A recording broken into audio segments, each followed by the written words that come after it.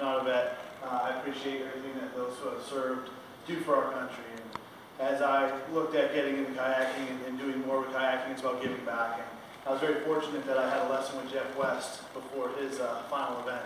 And he was just such an amazing individual that gave so much. And here's a guy that's probably one of the top 50 in the world, kayakers. And he was teaching some beater kayaker like me and enjoying every minute of it. So I knew that as I continued on in the sport, and I'm not a good kayaker, but I know I could help some folks that are getting into it.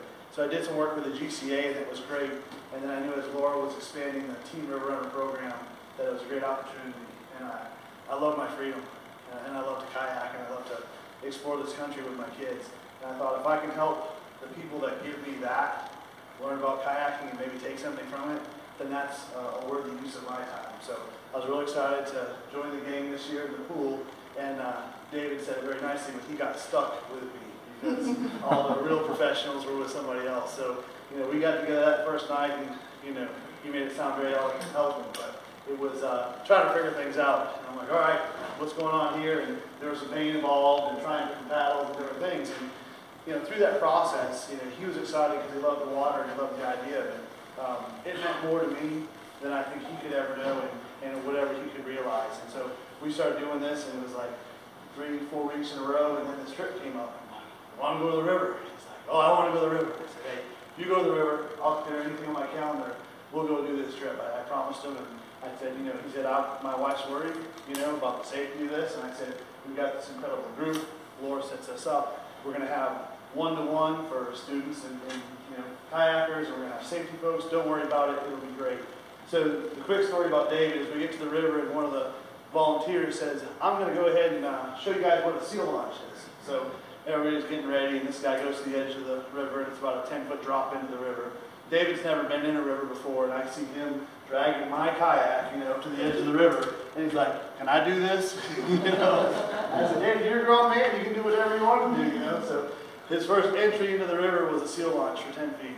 And I knew at that point in time that he was going to really be excited about this, and he wasn't going to be scared of it. So we had a lot of fun that first day. We went through all the rapids, we did it together, and we formed a bond. It was really nice. We had a lot of enjoyment. And he ran a couple of rapids twice, and I said, okay, we're going to run the dry hair line, but let me tell you about the other lines on this river. He's like, well, I don't want to do the dry hair line. So we're like an old married couple on the river. I'm like, all right, David, here we go. If you do the dry hair line and you get into the eddy, then we get to go ahead and we get to do the rapid again and run the meat of it. And it's just been a pleasure.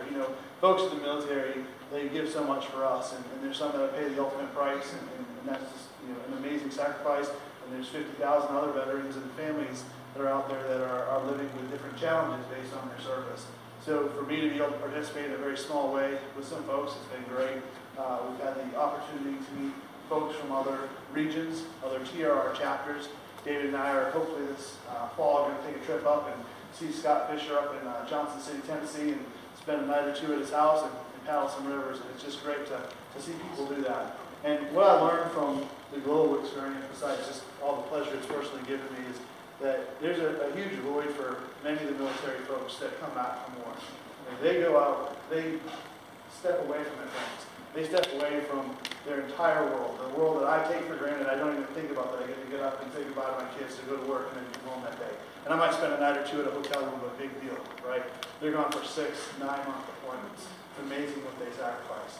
But while they're gone, they've got this family, and they've got this bond, and they've got this incredible trust, because everybody they're serving with, they're trusting that that individual and this individual is there for them, and they've got their back, and that's what they're doing to keep them safe. And then a lot of them return, and they go back to their communities, and they may not have a group of folks in their neighborhood or their general area. So I've talked to many individuals that said, I feel a little bit alone. I was part of this band, I was part of this brotherhood, and now I'm back in my subdivision, and I don't have this. And it really is interesting because kayaking, and all of you are paddlers, you'll understand what a tight-knit community is. And I absolutely love the fact that I've got great friends in kayaking, and it's not that we grew up together, it's that we have a common interest and a common bond, and as we paddle together, we trust each other. So I know when I go on the river, those people have my back, and it's a band of brothers in a different type of sense. And it was interesting hearing David and others talk about how they found this community. Now they're part of something that is similar, very different, I'm sure, but somewhat similar, and it gives them that sense of, group and fulfillment in the community.